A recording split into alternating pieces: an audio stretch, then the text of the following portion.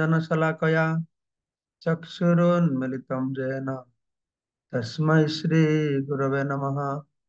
नमो विष्णुपदाय कृष्णपृष्ठाय भूतले श्रीमते भक्तिवेदान्त स्वामिने इति नामिने।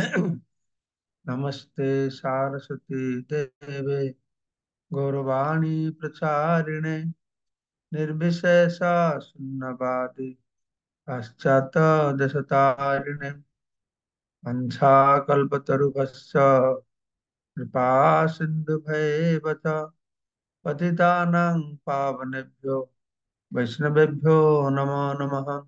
आजानुलम्बितभुजौ कनकावदातौ सङ्कीर्तनैकपितरौ कमलायताक्षौ विश्वम्भरौ द्विजवरौ जुगधर्मपालौ वन्दे जगत्प्रियकरौ करुणावतारौ चिराददतनजगुप्तभीतं स्वप्रेमनामामृतमत्तुतारम् आपामरजविततारं गौरकृष्णजनप्रिय तमहं प्रपद्ये।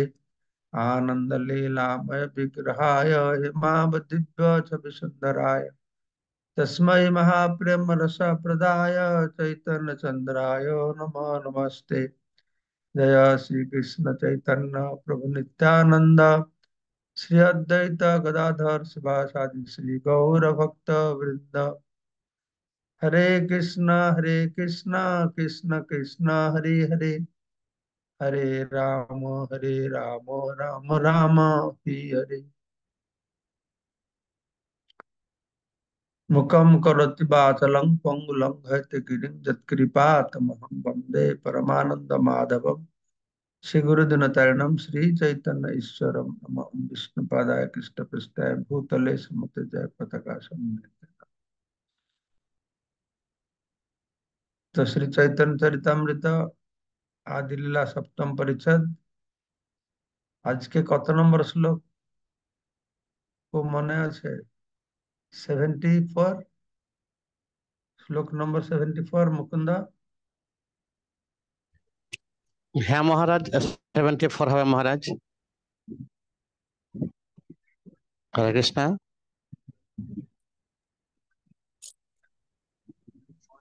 একটু নির্দিষ্ট করতে মনে হয়। হরে কৃষ্ণ হরে কৃষ্ণ কৃষ্ণ। হ্যাঁ মহারাজ 74। ओके।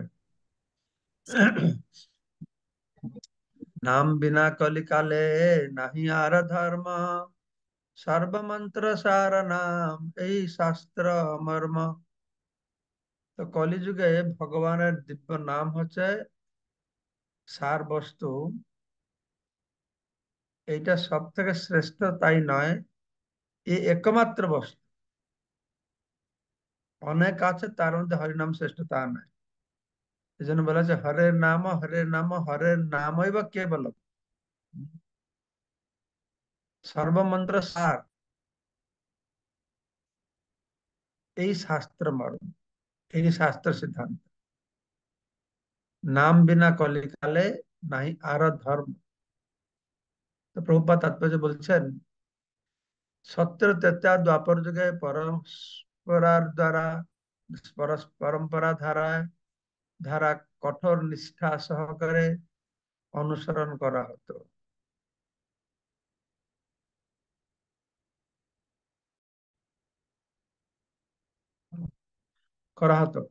কিন্তু বর্তমানে এই কলিযুগে মানুষ সৌত পরম্পরা বা পরম্পরার ধারায় জ্ঞান আহরণ করার পন্থার গুরুত্ব অবহেলা করে। এই যুগে মানুষ তর্ক করে যে তথাকথিত বৈজ্ঞানিক গবেষণা ও পরীক্ষা নিরীক্ষার মাধ্যমে তারা তাদের সীমিত জ্ঞান ও অনুভূতির অতীত যে বস্তু তাকে জানতে পারবে। তো ব্যাপার হচ্ছে যুগ যুগ ধরে মানুষ শ্রৌত পন্থায় হায়ার অথরিটিরা যেটা বলেছে সেটাকে মানে, হ্যাঁ, সেটাকে মেনে তাদের কার্যকলাপ করে। কলিযুগের এইরকম ধারায় একটা জ্ঞান আহরণ করাকে লোক পছন্দ করে না। তারা পরীক্ষা করে গবেষণা করে দেখতে চায়। তারা কি দিয়ে পরীক্ষা করে গবেষণা করে? তাদের সীমিত জ্ঞান আর সীমিত অনুভূতি। তাদের অনুভূতি জ্ঞানটা সীমিত, শুধু তা নয়, ভুল। হ্যাঁ, সেই জ্ঞান দিয়ে, অনুভূতি দিয়ে তারা এই জ্ঞান আর অনুভূতির অতীত বস্তু, চিন্ময় বস্তুকে জানবার জন্য চেষ্টা করে। তারা বুঝতে পারে না যে চিন্ময় বস্তু জড়াতীত, জড় ইন্দ্রিয়, জড় অনুভূতি, জড় বুদ্ধিতে তাকে বোঝা যাবে না। এটা তারা বুঝতে চেষ্টা করে। তারা জানে না যে প্রকৃত সত্য মানুষের কাছে উদ্ঘাটিত হয়ে অবরোহ পন্থায়, অর্থাৎ তত্ত্বজ্ঞানী মহাজনদের কাছ থেকে সেই জ্ঞান মানুষের কাছে নেমে আসে। হ্যাঁ, তো এই যে তত্ত্বজ্ঞান, পরম সত্য সম্পর্কে যে জ্ঞান, এটা তো অবরোহ পন্থা, আরোহ পন্থা নেই। উপর থেকে নিচে যাবে না, নিচে থেকে উপরে আসবে। আরোহ অবরোহ পন্থা। আমনায় আমনায় পাহা তত্ত্বম, আমনায় পন্থায় এটা আসছে। উম, এটা তত্ত্বজ্ঞানী, যারা তত্ত্বদ্রষ্টা, তারা, তাদের কাছ থেকে এই জ্ঞানটা আসছে। সাধারণ মানুষরা সেটাকে গ্রহণ করে শ্রৌত পন্থায়, অবরোহ পন্থায়, আমনায় পন্থায়। হ্যাঁ, তো তারা কেউ তর্ক করে না। উম, কেউ তর্ক তর্ক অপ্রতিষ্ঠিত শ্রুতি বিভিন্ন নাসা বা ঋষির মতন ভিন্ন ধর্মসতত্ব নিহিত গুহায় মহাজন যেন কথা। তর্ক অপ্রতিষ্ঠিত, পরম সত্যকে তর্কের দ্বারা প্রতিষ্ঠা করা যায় না। তাই তর্ক করার প্রবণতা বৈদিক নীতির বিরোধী। বৈদিক নীতিতে কি হয় না, শিষ্য সদ্গুরুর কাছে যাবে, যে তত্ত্বদ্রষ্টা, তার কাছ থেকে তদ্বিধি প্রণিপাতন পরিপ্রশ্নন সেবয়া উপদেক্ষন্তে জ্ঞানম জ্ঞানিন তত্ত্বদর্শিন। তাদের কাছ থেকে সে জ্ঞান, তত্ত্বদর্শী, তত্ত্বদ্রষ্টা, হ্যাঁ, তাদের কাছে জ্ঞান আহরণ। কেউ তত্ত্বদ্রষ্টা হতে পারে, কেউ তত্ত্বদ্রষ্টা না হলেও তত্ত্বদ্রষ্টাদেরকে অনুসরণ করছে। হুম, তত্ত্বদ্রষ্টা যা বলছে সেটা বলছে, তাদের কাছ থেকে আমরা গ্রহণ করব। এবং এইরকম মনোভাবপূর্ণ মানুষের পক্ষে শ্রীকৃষ্ণের দিব্য নাম, যে শ্রীকৃষ্ণ থেকে অভিন্ন, তা হৃদয়ঙ্গ করা কঠিন হয়ে পড়ে। হুম, যারা অবরপন্থা জ্ঞান আহরণ করতে প্রস্তুত নয়, তারা এটা বুঝতে পারবে না যে কৃষ্ণ কৃষ্ণ নাম অভিন্ন। নাম চিন্তামণি কৃষ্ণ চৈতন্য রস বিগ্রহ নিত্য শুদ্ধ পূর্ণমুক্ত অভিন্নত্ব নাম নামিন। নাম আর নামই হচ্ছে অভিন্ন, এটা ওরা বুঝতে পারবে না। যেহেতু শ্রীকৃষ্ণ ও তার দিব্য নাম অভিন্ন, তাই কৃষ্ণ নাম নিত্য শুদ্ধ ও জড় কলুষের অতীত। এই নাম শব্দ তরঙ্গ রূপে পরমেশ্বর ভগবান স্বয়ং, ভগবানের নাম শব্দ তরঙ্গ রূপে ভগবান। তেমনি বলা হচ্ছে কলিকালে নাম রূপে কৃষ্ণ অবতার। কলিযুগে ভগবান তার নাম রূপে অবতীর্ণ হয়েছে। ভগবানের নাম জড় শব্দ তরঙ্গ থেকে সম্পূর্ণ ভিন্ন। সে কথা ছিল নরোত্তম দাস ঠাকুর বলে গিয়েছেন যে গোলকের প্রেমধন হরি নাম সংকীর্তন। জড় বস্তু জড়তার নামের মধ্যে থাকে না। যদি কারোর তৃষ্ণা হচ্ছে, সে বসে Coca Cola Coca Cola Coca Cola জপ করবে, বা জল জল জল জপ করবে, তাহলে তার তৃষ্ণা নিবারণ হবে না। কারণ জলের মধ্যে জল শব্দের মধ্যে জল নেই, কিন্তু কৃষ্ণ শব্দের মধ্যে কৃষ্ণ আছে, তো সেটা কাজ করবে। মানুষের সে বিশ্বাস নাই, আমাদের বিশ্বাস হচ্ছে না, সেজন্য কতটা কাজ করছে না। যারা দৃঢ়তার সঙ্গে শ্রদ্ধার সহ বিশ্বাস করছে, শ্রদ্ধা শব্দে বিশ্বাস কহে সুদৃঢ় নিশ্চয়, শ্রদ্ধা আর বিশ্বাস।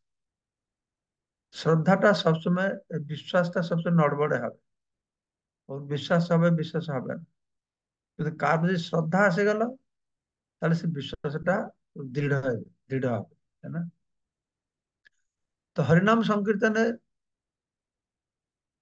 দিব্য শব্দ তরঙ্গ চিন্ময় জগৎ থেকে এই জড় জগতে নেমে এসেছে। এই হরে কৃষ্ণ মহামন্ত্র, এই শব্দ ধ্বনি এই ভৌতিক জগতের নয়, এই চিন্ময় জগতে এসেছে। গোলকের প্রেমধাম হরিনাম সংকীর্তন। এইভাবেই জড়বাদীরা যদিও অভিজ্ঞতালব্ধ জ্ঞানের প্রতি, তথাকথিত বৈজ্ঞানিক পদ্ধতির প্রতি অত্যন্ত আসক্ত, তবুও তারা হরে কৃষ্ণ মহামন্ত্র কীর্তন প্রতি হতে পারে না।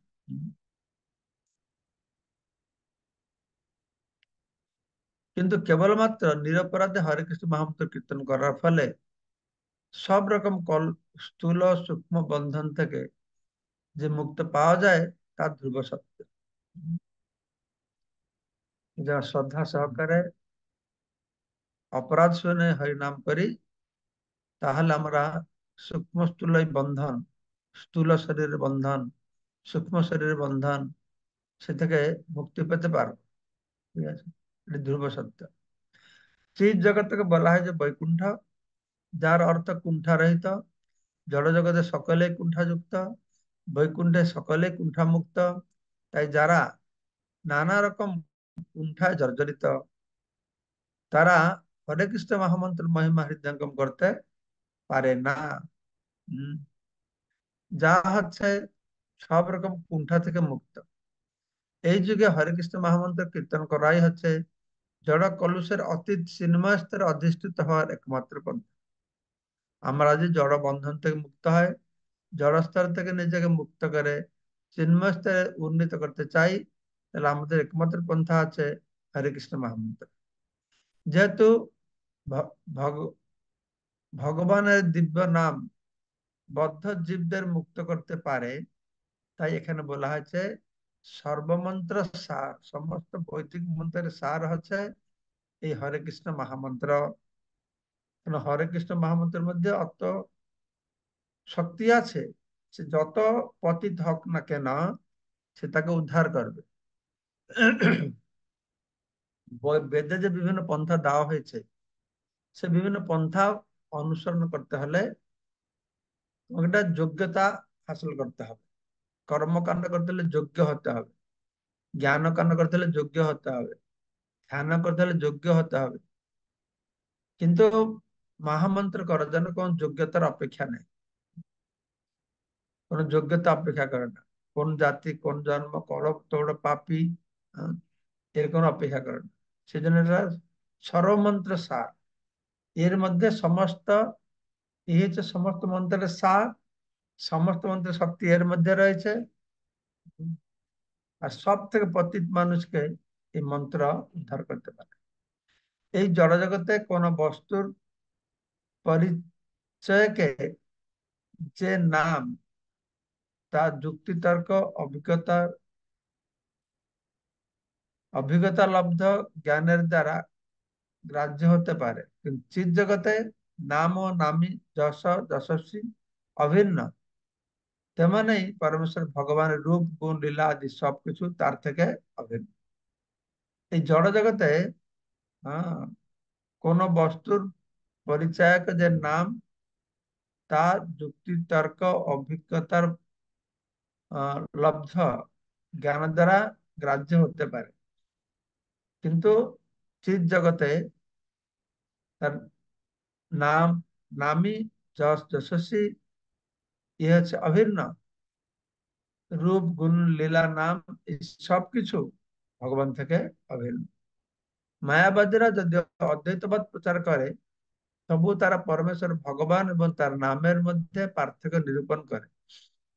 তারা ভগবানের, হ্যাঁ, অদ্বৈতবাদীরা প্রচার করে, মায়াবাদীরা তারা অদ্বৈতবাদ প্রচার করে, তবুও তারা পরমেশ্বর ভগবান ও তার নামের পার্থক্য নিরূপণ করে। জীব ভগবান থেকে অভিন্ন হবে, ভগবানের নাম ভগবান থেকে অভিন্ন হবে কি করে? তারা অদ্বৈতবাদ প্রচার করছে, আর ভগবানকে থেকে ভগবান নামকে দ্বৈত ভাবে গ্রহণ করছে, আলাদা ভাবে গ্রহণ করছে। এই নাম অপরাধের জন্য, এই যে নাম অপরাধ হচ্ছে তাদের, ভগবান আর ভগবান নাম অভিন্ন, কিন্তু তারা পৃথক বলে মনে করছে। তো এই নাম অপরাধের জন্য তারা ব্রহ্মজ্ঞানের স্তর থেকে অধপতিত হয়। এই সম্বন্ধে ভাগবত দশম স্কন্ধ 2য় অধ্যায় 32 নম্বর শ্লোকে বলা হয়েছে, আর্য কুচ্ছ না পরম পতং ততঃ পতন্তি অধঃ। আর্য কুচ্ছ না, উচ্চ সাধনা করে তারা ব্রহ্মচর্যে গেলেও পতন্তি অধঃ। যে নরবিন্দাখ্য বিমুক্ত মানিনস্তে অষ্টদ ভাব অবিশুদ্ধ বুদ্ধয়। তাদের বুদ্ধিটা বিশুদ্ধ না, অবিশুদ্ধ বিদ্ধয়া। আর্য কুচ্ছ না পরম পদম তথা পতন্তি অধঃ, তারা সেখান থেকে পতিত হয়। যদিও তারা কঠোর তপশ্চর্যার প্রভাবে ব্রহ্মজ্ঞানের স্তরে উন্নীত হয়, কিন্তু তারা ব্রহ্মজ্ঞানের স্তরে উন্নীত হওয়ার পরেও কিন্তু পরম সত্য পরমেশ্বর ভগবানের শ্রীপাদ পদ্মের প্রতি অবজ্ঞাজনিত অপরাধের ফলে তারা অধঃপতিত হয়। যদিও তারা প্রচার করে যে সর্বম খলু ইদম ব্রহ্ম, ছান্দোগ্য উপনিষদে এই শ্লোকটাকে তারা বলে যে এই সর্বত্রই হচ্ছে ব্রহ্ম। হুম, ভগবানের দিব্য নামও ব্রহ্ম, কিন্তু তারা সেই ভ্রান্ত ধারণা থেকে মুক্ত হতে পারে না। তারা সবকিছুকে ব্রহ্ম বলে মনে করে, আর বিগ্রহটা ভগবান থেকে ভিন্ন বলে মনে করে। সব যদি ব্রহ্ম, তাহলে বিগ্রহকে বাদ দিয়ে সব ব্রহ্ম না, তো বিগ্রহের সময় না, বিগ্রহটা আলাদা। হ্যাঁ, ভগবানের ব্রহ্ম, সব ব্রহ্ম, ভগবান নামটা ব্রহ্ম নয়, তারা এরকম মনে করে। যতক্ষণ পর্যন্ত না কেউ ভগবানের দিব্য নামের আশ্রয় গ্রহণ করেছে, ততক্ষণ পর্যন্ত সে অপরাধ মুক্ত হয় ভগবানের দিব্য নাম কীর্তন করতে পারবে না। তো আমরা যদি অপরাধ মুক্ত হয় হরিনাম করতে চাই, তাহলে কি করতে হবে না, নামের আশ্রয় নিতে হবে, নাম প্রভুর ভজনা করতে হবে, নাম প্রভু প্রার্থনা করতে হবে, যেন আমি যেন অপরাধ শূন্য হয় এই হরিভক্তি করতে পারি। তো চৈতন্য মহাপ্রভু এই কথা প্রকাশানন্দ সরস্বতীকে বলছিলেন যে কিভাবে গুরু আমার মূর্খ দেখে বলে, তোমার বেদান্ত অধিকার নেই না, এই কৃষ্ণ নাম করো। তখন সে কথা মহাপ্রভু বলছেন, প্রভুপাদ তার বিশদ ব্যাখ্যা করলেন, কেউ কৃষ্ণ নাম ছাড়া আর কোনো গতি নাই। মহাপ্রভু বললেন, এত বলি এক শ্লোক শিখাইল মরে, কণ্ঠে করি এই শ্লোক করিহ বিচারে। তো হরে কৃষ্ণ মহামন্ত্র এর মহিমা বর্ণনা করার পর আমার গুরুদেব আমাকে একটি শ্লোক শিখিয়েছিলেন, তো কণ্ঠে ধারণা করে সেটিকে আমাকে বিচার করতে উপদেশ দিয়েছিলেন।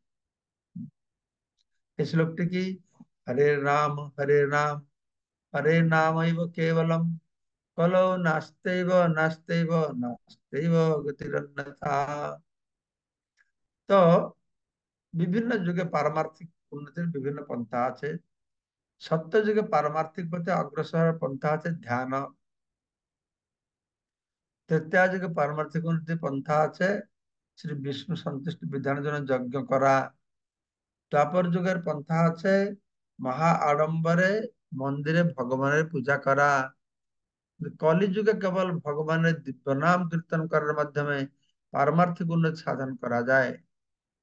কৃত্য ধ্যাত বিষ্ণু তৃতীয়া মখৌ দ্বাপর পরিচয় করৌ তদ হরি কীর্তন, সে কথা বিভিন্ন শাস্ত্রে প্রতিপন্ন হয়েছে। এই বিষয়ে শ্রীমদ ভাগবতে বহু উল্লেখ রয়েছে। দ্বাদশ স্কন্ধে 3য় অধ্যায় 51 নম্বর শ্লোকে বলা আছে, ফলের দোষ নিধি রাজন অস্তি এক মহান গুণ, কীর্তনাদ এবং কৃষ্ণস্য মুক্ত সঙ্গ পরম ব্রজেত। এই কলিযুগে কলের দোষ নিধি রাজন ছিল সুখদেব গোস্বামী রাজা পরীক্ষিতকে বলছেন যে কলিযুগ হচ্ছে দোষের সমুদ্র, সেই জন্য মানুষ নানাভাবে দুর্দশাগ্রস্ত। হ্যাঁ, তো তবুও এই যুগের এক মহান গুণ হচ্ছে কেবলমাত্র হরে কৃষ্ণ মহামন্ত্র কীর্তন করার ফলে মানুষ সব রকমের জড় কলুষ থেকে মুক্ত হয়, চিৎ জগতে উন্নীত হতে পারে। নারদ পঞ্চায়েতের হরে কৃষ্ণ মহামন্ত্রের মহিমা কীর্তন করে বলা হয়েছে, ত্রয় বেদ ষড় অঙ্গানি ষড়ঙ্গানি ছন্দাংসি বিবিধ সুরা সর্বম অষ্টাক্ষর অন্তস্তম যচ্চ অন্যপি বাক্ময় বাঙ্কময়ম সর্ববেদ শাস্ত্র সর্ববেদ সারার্थ সংসার অর্ণব তারণ। তিন প্রকারের বৈদিক ক্রিয়া, কর্মকাণ্ড, জ্ঞানকাণ্ড আর উপাসনা কাণ্ড। ত্রয় বেদ, ত্রয় বেদ মানে কর্ম জ্ঞান উপাসনা কাণ্ড সমন্বিত বেদ।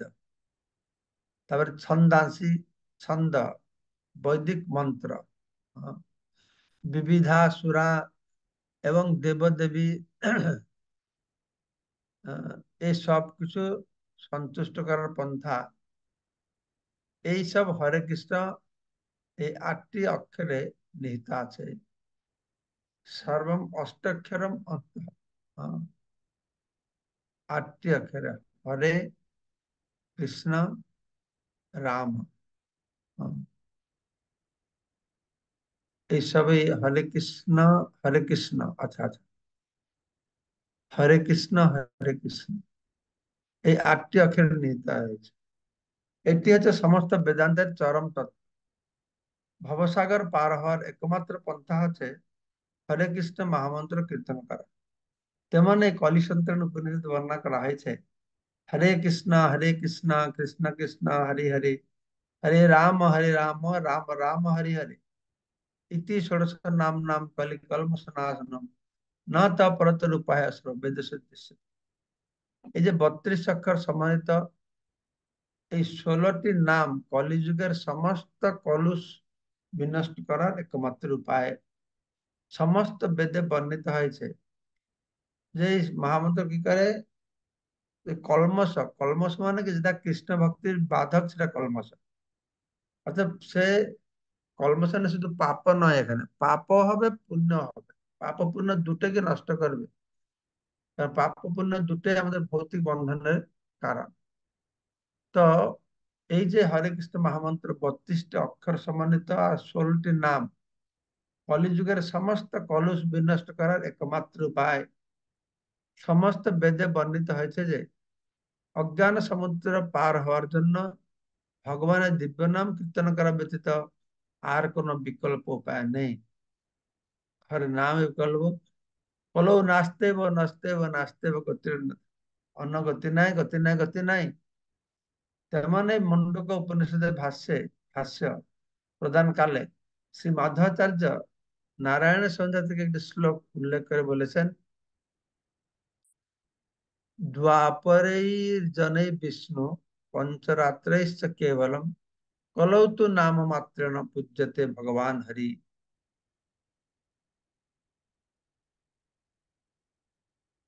অনেক বড় তাৎপর্য আছে।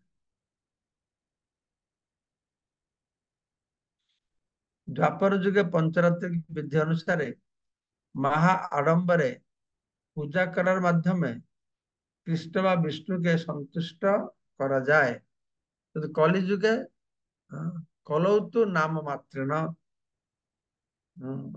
দ্বাপরের যজ্ঞৈর যজ্ঞৈন বিষ্ণু পঞ্চরাত্রিশ্চ কেবলম।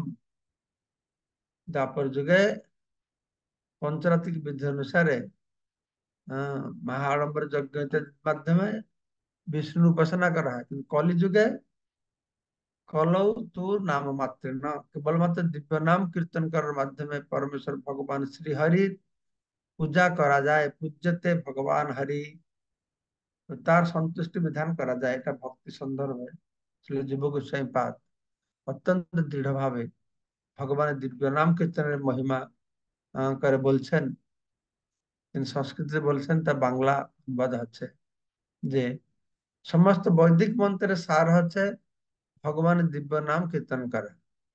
সমস্ত মন্ত্র শুরু হয় নম ওম দিয়ে। অবশেষে পরমেশ্বর ভগবানের নামকে সম্বোধন করা হয়। নারদ মুনি ও অন্যান্য ঋষিরা যে মন্ত্র কীর্তন করেন তার প্রতিটি মন্ত্রে ভগবানের পরম ইচ্ছার প্রভাবে বিশেষ শক্তি নিহিত আছে। প্রতি শ্লোকের মধ্যে মন্ত্রের মধ্যে ভগবান তার শক্তি আধান করেছেন।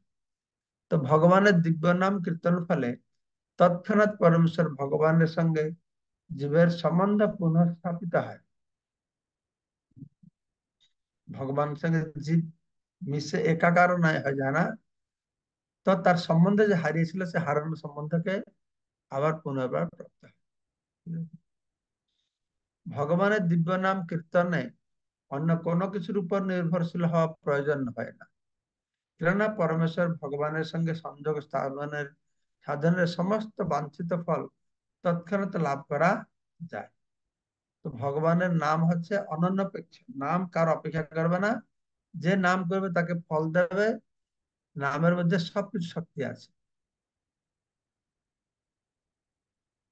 তো দিব্য ভগবানের দিব্য নাম কীর্তনে অন্য কোনো কিছুর উপর নির্ভরশীল হওয়ার প্রয়োজন হয় না, কেননা পরমেশ্বর ভগবানের সঙ্গে সংযোগ সাধনের সমস্ত বাঞ্ছিত ফল তৎক্ষণাৎ লাভ করা যায়। তার উত্তরে বলা হয়েছে যে যদিও নামকারী স্বরূপত দীক্ষার অপেক্ষা নাই, তা হলো প্রায় স্বাভাবিকভাবে বদ্ধজীব মাত্রেই পূর্ব পূর্ব জন্মের আহ, সংস্কার বশত দেহ গেহ আদি সম্বন্ধ থাকায় থাকায় কদর্থ স্বভাব চিত্ত চাঞ্চল্যাদি হয়ে থাকে। হম, ব্যাপার হচ্ছে নাম করলে সব হবে, কিন্তু আমরা তো নাম করছি, সমস্যা আছে কেন? নামকারী নামের অত প্রভাব আছে যে নাম করতে হলে দীক্ষার অপেক্ষা থাকে না, দীক্ষার অপেক্ষা থাকে না। তো সেই নাম অত শক্তি দিলে আমার দীক্ষার অপেক্ষা থাকে না, দীক্ষা নিয়ে অত জপ করছে, আমাদের সমস্যা কেন হচ্ছে? এটা হচ্ছে আমাদের পূর্ব জন্ম সংস্কার। আমাদের দেহ, পরিবার, গৃহ, আহ, এর প্রতি আমাদের আসক্তি আছে বলে এই চিত্ত চাঞ্চল্য দেখা যাবেই। অতএব সেই কদর্য স্বভাব ও চিত্ত চাঞ্চল্য আহ,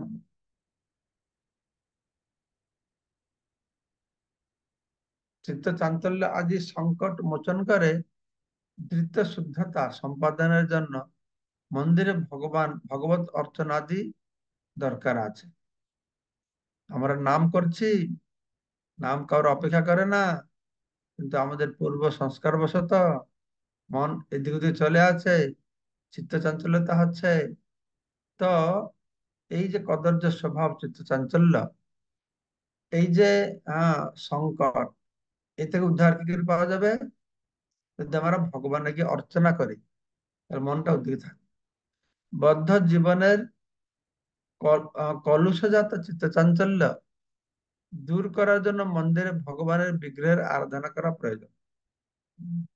এই জন্য আমাদের মন জপে মন লাগে না, তো ফুল তুলতে মন লাগবে, বাসন মাজতে মন লাগবে, ভগবানকে ড্রেসিং করতে মন লাগবে। এই জন্য বলা আছে এই চিত্ত চাঞ্চল্য, যেহেতু আমরা জড় জগতে ভৌতিক পরিবেশে আছি আর চিত্ত চাঞ্চল্যতা রয়েছে, তো সেটা দূরীভূত হবে যদি আমরা শ্রী বিগ্রহের আরাধনা করি। সুতরাং নারদ মুনি তার পঞ্চরাত্রি বিধিতে এবং অন্যান্য মুনি ঋষিরা উল্লেখ করেছেন দেহাত্ম বুদ্ধির ফলে জীব যেহেতু ইন্দ্রিয় সুখ ভোগিতে আসক্ত, তাই ইন্দ্রিয় সুখ ভোগ বাসনা দমন করার জন্য বিধিমার্গে ভগবানের শ্রী বিগ্রহ আরাধনা করা অত্যন্ত প্রয়োজন। ছিল রূপ গোস্বামী বর্ণনা করেছেন যে মুক্ত পুরুষরাই ভগবানের দিব্য নাম করতে পারেন। যাদের আমাদের দীক্ষা দিতে হবে তারা প্রায় সকলেই বদ্ধজীব। তাই নির্দেশ দেওয়া হয়েছে যে শাস্ত্রে বিধিনিষেধগুলি অনুসরণ করে নিরপরাধে ভগবানের নাম কীর্তন করতে হবে। ব্যাপারে যে সবসময় বলছে নাম কোনো অপেক্ষা করে না, দীক্ষা অপেক্ষা করে না, যত বড় পাপী হলে অসুবিধা নাই, কিন্তু সঙ্গে সঙ্গে বলে দেওয়া হয়েছে নামের যথার্থ ফল পেতে হলে অপরাধী হতে হবে, শাস্ত্রের বিধিনিষেধ গুলি পালন করতে হবে। আর এইভাবে তার নাম করবে। তো তবুও পূর্বজনের বদ অভ্যাস ফলে এই সমস্ত বিধিনিষেধ গুলি কখনো কখনো তারা লঙ্ঘন করে। তাই ভগবানের নাম করার সঙ্গে সঙ্গে বিধিমার্গে ভগবানের আরাধনা করাও অত্যন্ত প্রয়োজন আছে।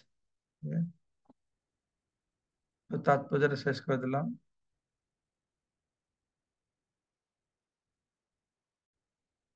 কোনো প্রশ্ন আছে?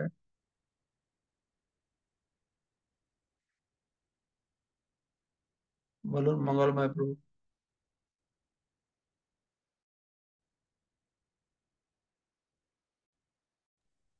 মহারাজ দণ্ডবত প্রণাম।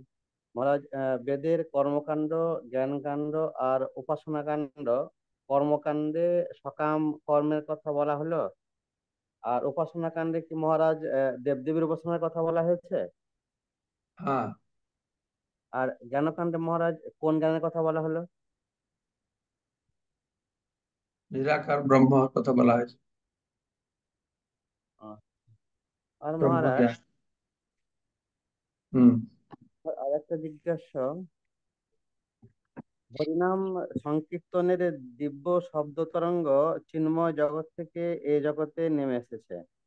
তাহলে কি মহারাজ সেই চিন্ময় জগতে সদা হরিনাম সংকীর্তন চলছে? হ্যাঁ, সবসময় চলছে। আর এই ভৌতিক জগৎ থেকে যখন জীব সেই চিৎ জগতে ফিরে যাবে, তখন কি সেই হরিনামে অংশগ্রহণ করবে? হ্যাঁ, হরিনাম করবে। আচ্ছা, ঠিক আছে মহারাজ, প্রণাম, ধন্যবাদ। পিয়াল প্রভু বলুন, কি বলছেন পিয়াল প্রভু? হরে কৃষ্ণ মহারাজ, দণ্ডবোধ প্রণাম। মহারাজ, স্নান যাত্রার শুভেচ্ছা। আর আমি প্রার্থনা করছি আপনার চরণে যেন আমাদের এই অনুষ্ঠান দিয়ে জগন্নাথ মন্দির জগন্নাথের পক্ষ থেকে এবং সমস্ত ভক্তদের পক্ষ থেকে প্রার্থনা করছি, আমাদের কৃপা আশীর্বাদ করবেন। হরে কৃষ্ণ। মহারাজ, নরসিংদীতে জগন্নাথ রথযাত্রা হয় নাকি? হ্যাঁ মহারাজ। ঠিক আছে। আজকে তো জগন্নাথ স্নান হবে, আজকে জগন্নাথের আবির্ভাব তিথি। ও স্নান করে 15 দিন অনবসর হবে, তাকে আমরা জ্বর বলি। কিন্তু এখানে এইসব বিভিন্ন কারণে এটা হয়। একটা তো ভগবান জড়লীলা করেন, দ্বিতীয়ত ভগবান সবসময় জগৎবাসীদেরকে নিয়ে আছেন এই 15 দিনে।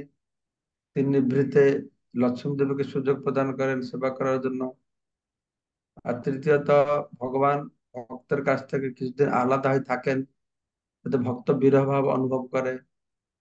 তারপরে এই 15 দিনের মধ্যে দৈতাপতিরা ভগবানের শ্রী অঙ্গকে আবার নতুন করে প্রস্তুত করেন, অঙ্গরাগ ইত্যাদি করেন।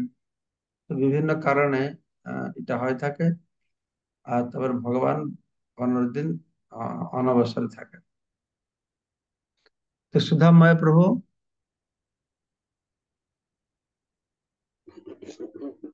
হরে কৃষ্ণ মহারাজ, দণ্ডবত প্রণাম। তো মহারাজ এখানে বলছে হচ্ছে অবরোহ পন্থা আর হচ্ছে আরোহ পন্থা, এটা একটু যদি একটু ক্লিয়ার করে বলেন ভালো হয়, এটা ভুলে গেছি। না, আরোহ পন্থা মানে কি নিজের বুদ্ধিতে ভগবানকে জানার চেষ্টা করা। আচ্ছা। অবরোহ পন্থা মানে কি উপর থেকে যে জ্ঞানটা এসেছে, মানে পরম্পরা ধারায়। গুরু পরম্পরা ধারায় যেটা এসেছে উপর থেকে এবং পরম্পরা প্রাপ্তম, সেটা হচ্ছে অবরোহ পন্থা। অবরোহ মানে নিচে নামা, আরোহ মানে উপরে উঠা, তাই না? হ্যাঁ। তো আমরা নিচের থেকে জ্ঞান পেয়ে উপরে যাব না, উপর থেকে জ্ঞানটা লাভ করবার জন্য চেষ্টা করবো। হ্যাঁ। তাকে অবরোহ পন্থা বলে, পরম্পরা ক্রম বলে, আমনায় পন্থা বলে, এসব আছে। তারপরে গৌর গোপাল করুণা প্রভু।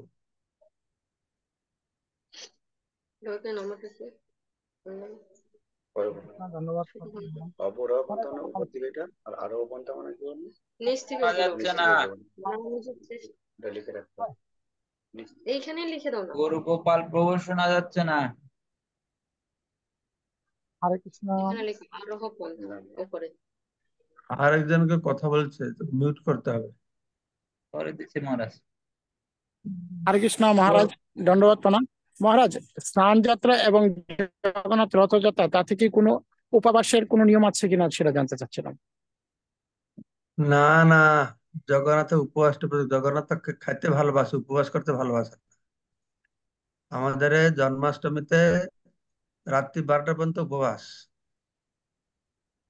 গৌর পূর্ণিমায় সন্ধ্যা পর্যন্ত উপবাস, রামনবমীতে দুপুর পর্যন্ত উপবাস। জগন্নাথ অনুষ্ঠানে কোনো উপবাসই নেই। সেই জন্য জগন্নাথ হচ্ছেন সবথেকে পূর্ণাময়। বেশি করে খাওয়া দাওয়া, আনন্দ করো। কিন্তু ওড়িশার ভক্তরা, কিছু কিছু ভক্ত আছে আমি দেখেছি, যে পর্যন্ত জগন্নাথ রথে উঠে না তারা খায় না। কিছু কিছু আছে, কিন্তু শাস্ত্রে সেরকম উপবাস করার কোনো বিধান নেই। ঠিক আছে। হরে কৃষ্ণ মহারাজ, আপনার সেই চরণে দণ্ডবত। মঞ্জু তো মাতাজি। যদি কেউ করতে চায় করলে ক্ষতি নেই। যেরকম আমরা তো উম, যে পর্যন্ত ভগবান প্রকট হননি আমরা উপবাস করি, রামনবমী করি, আর রাধাষ্টমী করি, জন্মাষ্টমী করি। স্নান পূর্ণিমাটা তো দুপুরে ভগবান, এটা তো আবির্ভাব তিথি। যদি কেউ করে ভালো, কিন্তু এটা প্র্যাকটিস নাই, অভ্যাস, প্রচলন নাই। শিবাসিনী মাতাজি, মহারাজ আগে মঞ্জু মাতাজি। মঞ্জু হরে মাতাজি কৃষ্ণ বলো। মহারাজ, হুম। হরে কৃষ্ণ মহারাজ, আপনার শ্রীচরণে শতকোটি প্রণাম। আমার প্রশ্নের উত্তর সুধমায় প্রভু করেছিলেন, আমি আপনার শ্রীমুক্ত বিষয়ে উত্তর শ্রবণ করেছি। সুবাসিনী মাতাজি, হরে কৃষ্ণ, দণ্ডবাদ প্রণাম মহারাজ, আপনার শ্রী চরণে শুভ স্নান যাত্রায় উম, শুভেচ্ছা আর প্রণাম। মহারাজ, এই শ্লোকে অনেক গুরুত্ব দেওয়া হয়েছে যে ভগবানের দিব্য নাম কীর্তনের উপর। আর কীর্তন করলে আমরা এই কলিযুগ থেকে উদ্ধার হতে পারবো। তাহলে মহারাজ, আমাদের কি হরির নাম জপ করা থেকে কীর্তনের উপর গুরুত্ব দেওয়া বেশি প্রয়োজন? হরে কৃষ্ণ। কীর্তনটা যজ্ঞ হি সংকীর্তন প্রায়, সংকীর্তন যজ্ঞের দ্বারা উপাসনা করতে হয়। তাই আমরা ষোলমালা জপ করব, এটা সংখ্যাপূর্বক, যেহেতু মহাপ্রভু বলেছেন। হ্যাঁ, এটা সংখ্যাপূর্বক করিয়া নির্বন্ধ আর ফিক্স কিছু মালা জপ করবো, আরো সবসময় নাম সংকীর্তন করবো। ঠিক আছে। ধন্যবাদ মহারাজ, আপনার শ্রী চরণে কোটি কোটি প্রণাম। সবসময়ের জন্য হরিনাম করতে পারি, কৃপা আশীর্বাদ করে।